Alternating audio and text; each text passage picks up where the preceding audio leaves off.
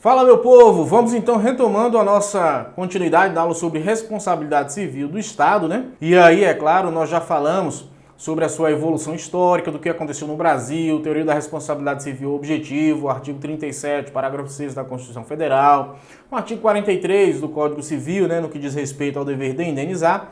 E agora nós falaremos sobre os agentes, né, da responsabilidade civil, aquele que age, né, em detrimento, é claro, ou melhor dizendo, aquele que vai agir, né, com o poder estatal, com as prerrogativas do Estado. E aí nós temos a figura dos agentes da responsabilidade civil. Então veja comigo aí na tela, vamos lá. Aqui nós temos os agentes da responsabilidade civil e temos as pessoas jurídicas de direito público. Volta comigo. Nós sabemos que temos pessoas jurídicas de direito público e pessoas jurídicas de direito privado.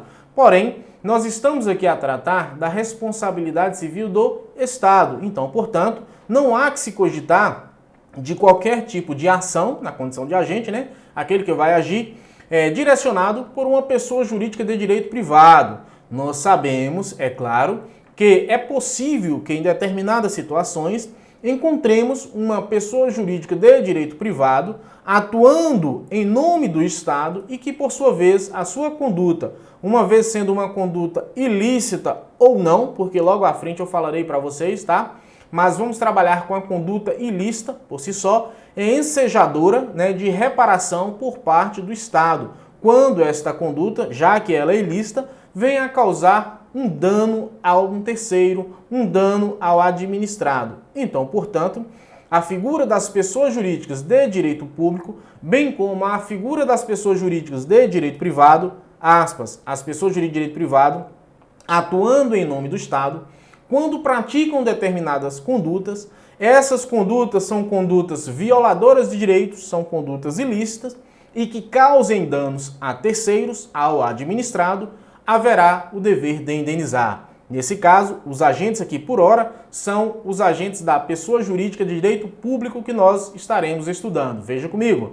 Nós temos na administração direta, tá certo? A administração direta ela é composta por entes políticos, União, Estado, município e Distrito Federal.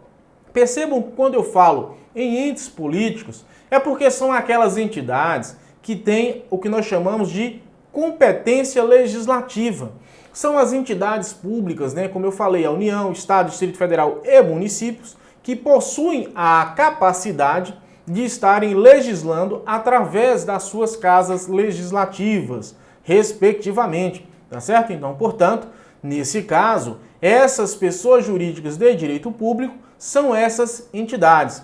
Porém, nós sabemos também que existem outras pessoas jurídicas de direito público que são justamente aquelas, quais sejam, veja comigo na tela. Nós temos aqui, ó, a figura das autarquias, tá?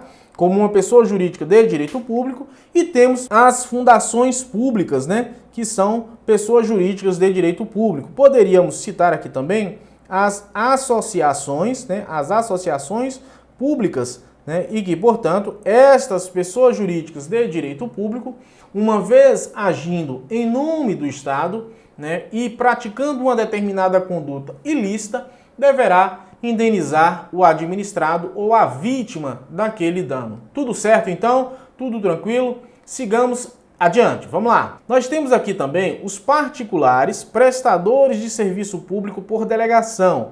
Quem são esses particulares? Percebam que aqui nós já estamos falando, né, de pessoas jurídicas de direito privado, tá bom? Então nós temos as concessionárias e, por outro lado, temos as permissionárias. Percebam que nós estamos falando daqueles contratos de concessão, beleza? Deixa eu só apagar porque aqui ficou ridículo, tá certo? Então o professor vai caprichar aqui na letra, o professor tá tentando aqui aprender a mexer com esse negócio ainda.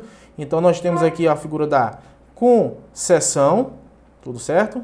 E temos a figura da permissão, né? Quando essa galera estiver agindo em nome de quem? Em nome do Estado, através de um contrato administrativo de concessão, um contrato de permissão de serviço, né? A gente vê muito isso aonde? Nas concessões que existem, né? Digamos assim, lá na seara vamos falar da Rio Bahia, né? Rio Bahia não, minto, na BR-324, aquela que dá acesso a Salvador. Ali nós temos uma concessão de serviço público. tá bom? Na Ponte Rio-Niterói nós temos uma concessão de serviço público, né, em que o particular investe, via de regra, um dinheiro, executa uma obra, ou às vezes ele recebe aquele encargo do Estado e passa a executá-lo.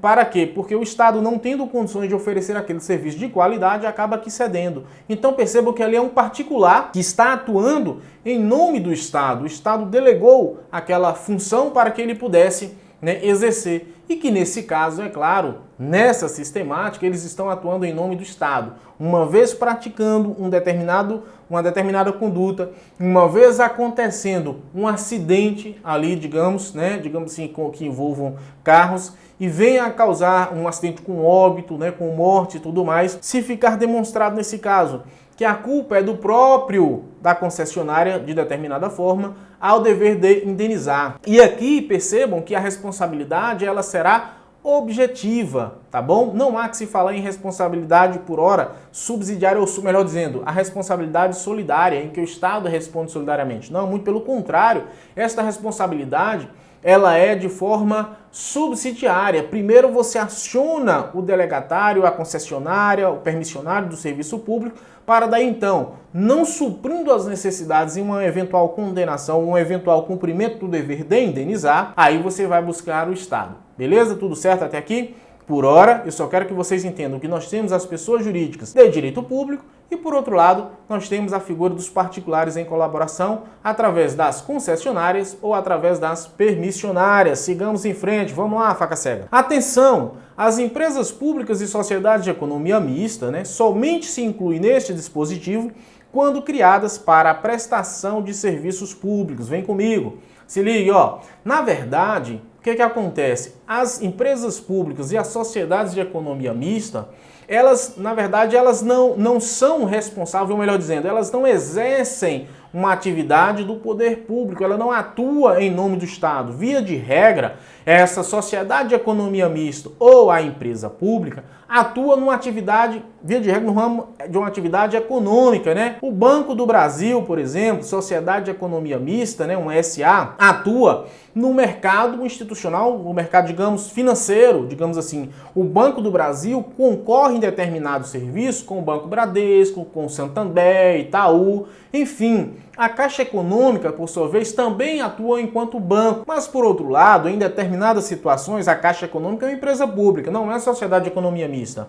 Então, portanto, muitas vezes ela atua no que diz respeito ao sistema habitacional, né, financeiro habitacional. De igual modo, o Banco do Brasil atua fomentando, incentivando, digamos que as pessoas de baixa renda façam a aquisição da sua casa, né? Minha Casa Minha Dilma. Então, portanto, o que acontece? As pessoas acabam que comprando esses imóveis através dessas instituições.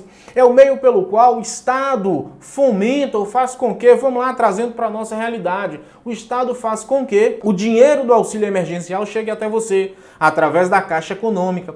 Essa atividade, esse serviço que está sendo prestado pela, digamos assim, pela Caixa Econômica por hora no auxílio emergencial, não é um serviço, uma atividade econômica, não é um serviço de atividade do próprio, digamos assim, banco, enquanto é o seu caráter competitivo. Não é verdade? É uma atividade do próprio Estado, não é uma atividade econômica que vai interferir, é claro, nos demais bancos, nos serviços que são prestados. São serviços essenciais à sociedade e que o poder público utiliza-se dessa empresa pública, utiliza da sociedade de economia mista para fazer o quê? Justamente para prestar esse serviço. Então, nesse caso, quando estas empresas públicas, né, nós temos a figura dos Correios, quando o Banco do Brasil, Sociedade de Economia Mista, Petrobras estiverem atuando, digamos assim, enquanto pessoas jurídicas de direito público exercendo uma atividade, um serviço estatal,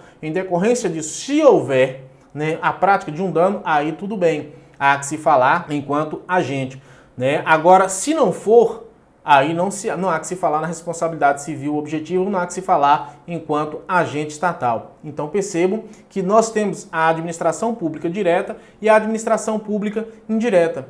E nós excluímos aqui por hora a sociedade de economia mista e a empresa pública justamente por conta desse aspecto. há uma ressalva. Então, portanto, há que se averiguar no momento da ação, digamos assim, ou da reparação daquele dano, se ele decorreu de uma atividade estrita, de uma atividade pública do Estado, né, o exercício da atividade pública do Estado, ou se decorreu de uma atividade, o exercício de uma atividade econômica, né, em pé de igualdade com outra e qualquer instituição, para daí então concluirmos se há ou não, né, digamos assim, uma responsabilidade civil objetiva. Não estou aqui nem a dizer a figura do Código de Defesa do Consumidor, porque, como eu falei de empresas bancárias, né, tanto da Caixa Econômica quanto o Banco do Brasil, quando você demanda, por exemplo, um problema na sua conta, no empréstimo, aí nós aplicamos o CDC, que é o Código de Defesa do Consumidor. Percebam que são membros, são órgãos, né, entidades da administração pública indireta, que na verdade está atuando em nome do Estado, porém, o que vai reger essa relação contratual é o Código de Defesa do Consumidor. Perceba que o Estado, através da sociedade de economia mista, através da empresa pública, está colocando à disposição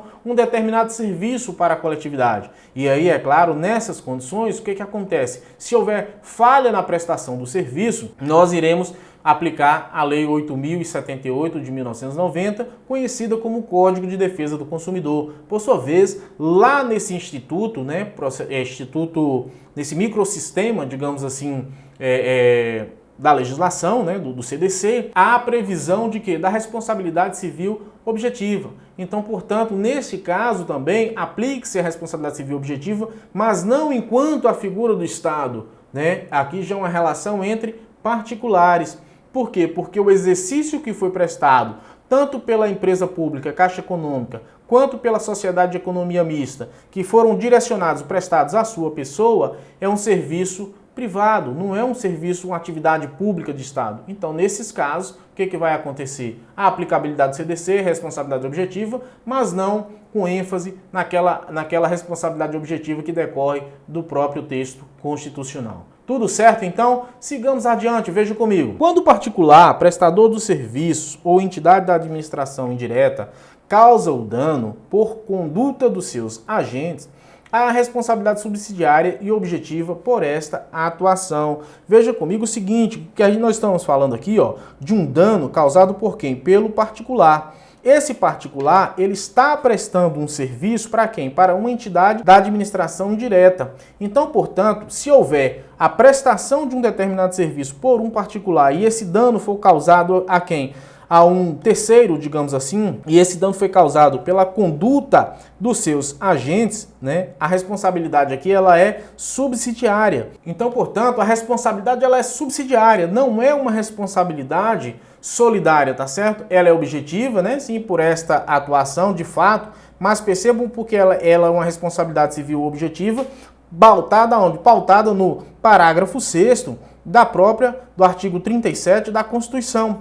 Então, portanto, quando houver o direito de regresso aqui entre digamos que a administração ela venha a pagar, né, digamos assim, uma indenização para um terceiro, lá nessa concessionária, como eu falei do acidente de trânsito que houve, se a concessionária for condenada e não honrou seu compromisso, ou até mesmo se uma ação de reparação de danos for ajuizada em face do Estado, que é o concedente, digamos assim, e ele pagar aquilo, a responsabilidade continua sendo objetiva, tá certo? A responsabilidade vai continuar sendo objetiva, mas ela não é uma responsabilidade solidária, ela é subsidiária. Aqui, via de regra, o próprio Estado, através dos mecanismos de defesa, ele vai dizer o seguinte, olha, eu sou parte legítima por hora para figurar nesta ação, nesta demanda, porque na verdade quem é o responsável por essa demanda é quem? É o particular, né? É a concessionária. E aí sim, uma vez exaurida as vias legais no sentido de expropriar aqui o patrimônio do particular que praticou aquela conduta, não encontrando nenhum patrimônio deste particular, aí sim é que você vem para mim enquanto Estado, porque é a partir daí que eu terei o dever de indenizar e eu depois, posteriormente, em uma ação de regresso, é que eu vou discutir com essa concessionária, né, se de fato houve dolo ou culpa, para daí então a gente receber o valor que foi pago para o terceiro. Mas o terceiro, então, a vítima, melhor dizendo, não tem nada a ver com isso, tá certo? Mas saibam que a responsabilidade entre Estado e particular que prestou serviço ela é uma responsabilidade subsidiária e não solidária. Beleza? Tudo certo? Sigamos adiante, veja comigo. A responsabilidade subsidiária se dá quando o Estado responde pelos danos causados por outra pessoa jurídica. Então, portanto, veja que esta outra pessoa jurídica, a qual está passando aqui, é justamente a figura do particular. Via de regra, como eu falei para vocês, no caso da concessão e da permissão. Neste caso, a obrigação de reparar o dano é da pessoa jurídica prestadora do serviço, aqui, e acaso seja inviável esse pagamento, o Estado é chamado à responsabilidade. É justamente o que eu acabei de dizer para vocês. Se o particular pratica uma determinada conduta, causa um dano ao terceiro, esse particular é quem vai pagar esse dano.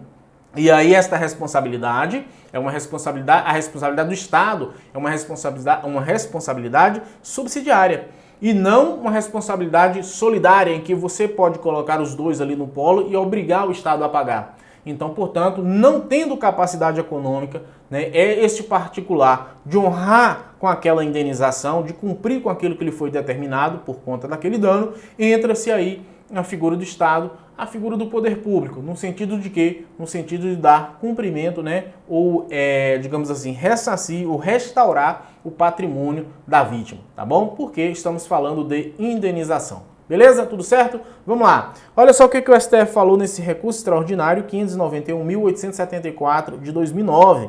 Dano causado a terceiro não usuário do serviço público também enseja responsabilidade objetiva, pois a própria Constituição não diferencia em usuário ou não usuário do serviço público. Como assim? Veja bem, a Constituição Federal de 1988 não faz a distinção entre quem é usuário do serviço público ou não é usuário. E o Supremo Tribunal Federal, neste julgado, veio a dizer o seguinte, olha, em sendo ou não usuário, se houver um dano causado àquela pessoa, né, àquele terceiro ou àquela vítima, em decorrência de um particular que esteja prestando um serviço público, haverá a obrigação de indenizar. Vamos lá, vamos esclarecer. Um exemplo aqui, por exemplo. Eu, Marcos, ingresso num transporte coletivo lá em Salvador e vou andando nas ruas normalmente. Fui lá, paguei, percebo que eu celebrei um contrato. Né, um contrato com o poder público ou com a concessionária, que é o particular que está prestando aquele serviço. Paguei, passei no rolete, sentei, dia de chuva, papapá. E aí esse ônibus, motorista conduzindo o veículo, papapá, chega, tem um buraco lá na frente, pum, bateu no buraco, tinha uma pedra lá dentro, pega na ponta desse pneu e vai na vitrine da loja lá, né, da sua loja. E aí, faca cega, deu sorte, foi na loja, viu? Então vai lá, pum, quebrou o vidro, tudo mais. Houve um dano? Houve. Foi culpa sua? Não. Em tese, esta responsabilidade, né, ela é direcionada para quem? Para a concessionária. É óbvio também aqui, como eu falei de um buraco na pista, que é dever do Estado velar por isso, para que não aconteça. Então, nesse caso, eu, enquanto terceiro, não tinha nem não tenho, né, ou melhor dizendo, você, enquanto terceiro, enquanto vítima, não celebrou nenhum contrato de traslado, digamos assim, né, com a concessionária. Quem pagou fui eu que estou lá dentro do ônibus. Você é um terceiro, uma vítima que foi prejudicada. Nesse caso, por conta do exercício daquela atividade pública, né, na verdade, porque você está exercendo uma atividade pública, a concessionária está me deslocando, né, fazendo o meu transporte, assumiu esse risco social normal, e bateu ali e foi lá e quebrou o vidro da sua loja. Você, nesse caso, ficaria, digamos assim, no prejuízo? Não. Mesmo você não tendo participado daquela relação contratual celebrada entre o Estado e a minha pessoa, entre a concessionária e a minha pessoa, você é um terceiro, mas você foi prejudicado. Neste caso, o que o Supremo disse? Olha, ainda que esse terceiro não venha fazer parte, não seja, veja comigo na tela, ó, não seja usuário do serviço público, você não é usuário naquela ocasião do serviço público, né? Mas você sofreu, digamos assim, o dano. Então, portanto, mesmo que você não seja usuário, você será ressarcido. Por quê? Porque a própria Constituição, nesse caso aqui, ó, ela não diferencia em usuário ou não usuário do serviço público. Veja que você não estava fazendo uso do serviço público, mas diante da prestação daquele serviço público de transporte coletivo, você veio a sofrer um dano e que, por conta disso, é digno de reparação. Tudo certo? Tudo tranquilo? Vamos lá, sigamos adiante então. Vamos falar agora da responsabilidade civil ou objetiva, mas trataremos da conduta. A conduta, o que é a conduta? A conduta é aquilo que deve ser de determinado agente público que atue nesta qualidade ou, ao menos, se aproveitando da qualidade de agente para causar um dano. Então perceba que a conduta nada mais é do que uma ação, é uma posição do Estado, melhor dizendo, do agente público, que agindo em nome desse Estado, e agente público, vale ressaltar novamente, vale frisar, que eu sempre bato nisso, é a forma mais ampla que nós temos, né, e não é o servidor público, mas é a forma mais ampla que nós temos aqui de atrelar isso à conduta estatal. Então percebam que o agente público, né, determinado vai fazer pratica uma determinada conduta, uma determinada ação e diante dessa ação causa-se um dano. A corrente majoritária, a doutrina majoritária, entende o seguinte, que não há que se falar em responsabilidade civil por conta de omissão estatal. Quando nós estivermos tratando da responsabilidade civil objetiva, nós estamos falando de ação, de uma ação por conta do agente. O agente praticou uma conduta. Essa conduta estatal veio a ter um reflexo na vida ou no cotidiano de uma determinada pessoa, do administrado, que passou a ser uma vítima. Então, nesse caso, veja comigo, a conduta deve ser determinada agente público que atue nesta qualidade ou, ao menos, se aproveitando da qualidade de agente para causar um dano. Fica bem amplo justamente por conta disso, para que esta pessoa que esteja agindo em nome do Estado, praticando uma conduta, tenha o dever de reparar. Se esta pessoa, quem agiu em nome do Estado, que praticou um ato ilícito, que causou um dano, não tiver condições financeiras de reparar esse dano, aí entra-se o Estado de forma subsidiária para recompor justamente esse dano que foi feito ali, esse estrago que foi feito. Tudo certo? Veja comigo na tela. Atenção! O entendimento majoritário da doutrina é que a conduta que enseja a responsabilidade objetiva do ente público é a conduta comissiva. Quando nós estamos falando da conduta comissiva, o que acontece? A conduta comissiva é aquela conduta que é praticada por uma ação, beleza? E nós temos a conduta omissiva, que é justamente aquela que decorre de uma, ou melhor dizendo, de uma omissão. Tudo certo? Pois bem, esse é o entendimento da doutrina, é o entendimento majoritário. Agente público abarca todos aqueles que atuam em nome do Estado, ainda que temporariamente sem remuneração, seja a qualquer título, como cargo, emprego, mandato ou função. Então percebam, como eu acabei de dizer, o agente público é de forma bastante lato sensu, bastante ampla. Você pode estar recebendo por isso ou não. Quando você presta um serviço honorífico, por exemplo, na verdade você está ali na condição de agente público, né? Serviço aí para a Justiça Eleitoral, né? Você é carimbado lá para trabalhar nas eleições, eu sei que você vai alegre, feliz da vida, todo sorridente por conta disso. Se você faz parte lá da lista do júri, né? Então percebo que nesses casos, né, você está atuando em nome do Estado, né? Está prestando um serviço à sociedade.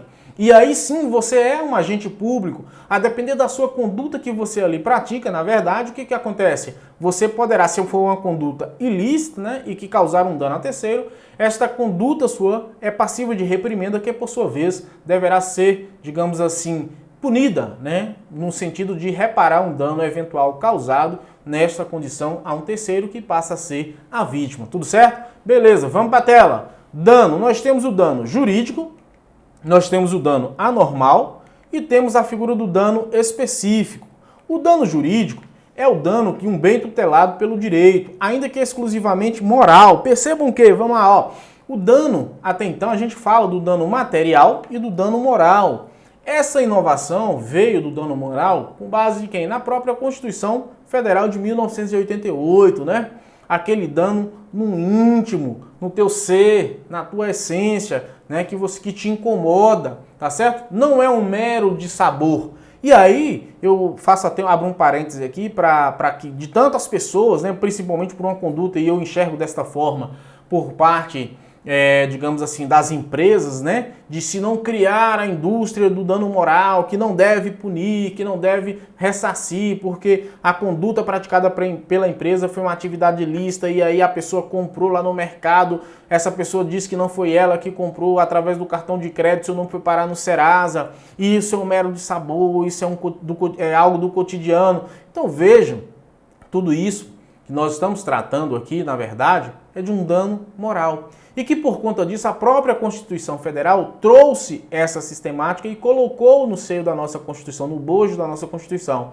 Então hoje nós temos a reparação pelo dano material, em que você teve um prejuízo devidamente comprovado, e por outro lado nós temos a figura do dano moral, que é aquele dano que vai abarcar justamente o que? O seu ser, o teu íntimo, tá bom? E nós temos então o dano anormal e o dano específico. Quando é que ele ocorre? Quando o dano decorre de um ato lícito, o que vai acontecer? O ato é lícito, tá certo? A responsabilização do ente estatal depende da comprovação de que esses danos são anormais e específicos. Percebam que quando nós estamos falando de dano aqui, é um ato lícito. Por quê, gente? Porque quando nós estamos falando de um ato ilícito, isso por si só já o quê? Já gera o dever de indenizar. Mas se o ato for lícito, aí cabe um estudo. Vai depender de quê? De uma comprovação. Olha aqui comigo, ó. Vai depender de uma comprovação, tá certo? De que esses danos são danos anormais, ok? Que esses danos são danos anormais e, ao mesmo tempo, específicos, tá bom? Vale ressaltar que existem alguns danos que nós chamamos de danos anormais, né? Por exemplo, quando esse dano ele abarca toda uma coletividade e decorre de um risco social, ou seja, não há aqui uma necessidade de você, do Estado, estar ressarcindo. Por exemplo, quando há um trânsito, né, engarrafamento, isso acontece muito na capital. Aquilo é um risco social, aquilo é normal, você se expõe àquela situação. Não é dever do Estado. A gente sabe que o Estado administra, que o Estado coordena aquela via, mas quanto à questão dos engarrafamentos, né, e você acaba aqui chegando atrasado e tudo mais, isso é um risco social. Não compete ao Estado, essa conduta é uma conduta lícita, ele faz todo o seu papel no que diz respeito à organização, mas ainda assim você perdeu um compromisso importante em decorrência de quê? Em decorrência daquele engarrafamento. Então, portanto, é um dano anormal e ao mesmo tempo específico, voltado para a sua pessoa e que não gera o dever de indenizar. Então veja que nesses casos não há que se falar em indenização. Por outro lado, há um dano anormal, por exemplo, quando você, na verdade, tem a sua propriedade na desapropriação e precisa passar por ali, né, digamos assim, uma estrada. Essa estrada vai fazer o quê? Você será desapropriado. Há um dano específico para a sua pessoa em detrimento de um interesse da coletividade. Nesse caso, você será reparado desse dano, você será indenizado, entendeu? Por quê? Porque há o que nós chamamos aqui da busca pelo princípio da isonomia. Você está sofrendo um prejuízo em detrimento da coletividade. Então você por si só não poderá suportar esse ônus, tá? Ele é específico também voltado para a sua pessoa. Quando nós falamos lá da via, por exemplo, é um dano genérico, é um dano anormal sim, mas abarca toda uma coletividade. Esse prejuízo é suportado por todos, é diferente. Por outro lado, um outro exemplo que nós temos é que quando você trabalha nessa sistemática, por exemplo, de uma ferrovia, né, no que diz respeito a transporte, você utiliza aquela via para fazer o transporte de cargas, né? E ali está próximo, digamos assim, que o porto, né, o galpão que recebe a mercadoria está próximo da sua empresa.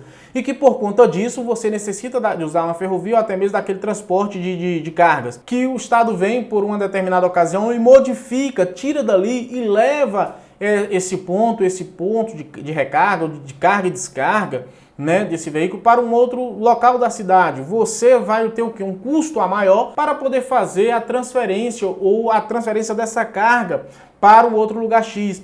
Isso vai encarecer a prestação do teu serviço, né? O teu serviço de um modo geral. Mas percebam que eu, por exemplo, eu já não poderia questionar enquanto pessoa porque você tirou dali, por exemplo, aquela carga e descarga e que facilitava o meu trânsito enquanto pessoa para deslocar para chegar ao meu trabalho. Nesse caso, eu devo suportar isso enquanto risco social. Não há que se falar em indenização. Por outro lado, o dono daquela, digamos assim, daquela fábrica, ele pode sim questionar isso daí porque teve um dano anormal no serviço dele. A conduta estatal foi uma conduta ilícita? Não foi. Foi uma conduta lícita por uma questão de gestão, de organização, mas isso por si só ensejou, em tese, um prejuízo a ele porque ele vai ter um dispêndio maior na confecção, melhor dizendo, na entrega daquele serviço por ele prestado até então. Então vejam que são coisas bem distintas. Não é porque causou um dano para a fábrica e que para aquele morador que até então tem que andar ou deslocar um pouco mais para pegar um ponto de ônibus para chegar no seu trabalho mais cedo, de igual modo terá direito ao ressarcimento por conta desse dano anormal específico, tá bom? Pois bem, sigamos então adiante, vamos lá. Nexo de causalidade. Como regra, o Brasil adotou a teoria da causalidade adequada, por meio da qual o Estado responde desde que sua conduta tenha sido determinante para o dano causado ao agente, digamos assim. Então veja que esta teoria da causalidade adequada nada mais é o seguinte, olha, o Estado, para que ele seja responsabilizado, tem que agir o que? De forma praticamente direta, Um exemplo bem nítido aqui é o seguinte, que já teve inclusive algumas ações, no Poder Judiciário tramitando nesse sentido. O camarada sai, digamos assim, foge na rebelião de um determinado presídio e ali na rua A ele praticou um assalto, na rua B ele vai um latrocínio, lá na rua C ele junto com outros compassos assalto a banco. Veja que o Estado lá no assalto a banco, por exemplo, já não tem mais responsabilidade nenhuma.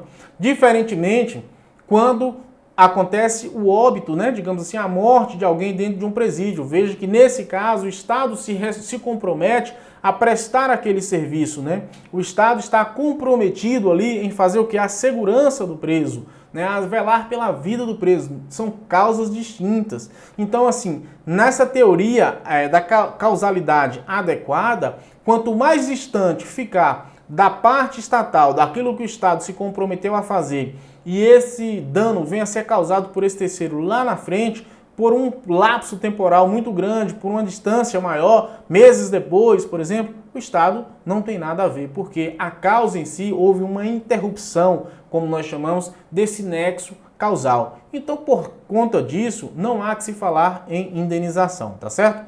Nós vamos encerrando esta aula por aqui. Volto daqui a pouquinho com vocês na próxima aula. É Pai Bola, até já!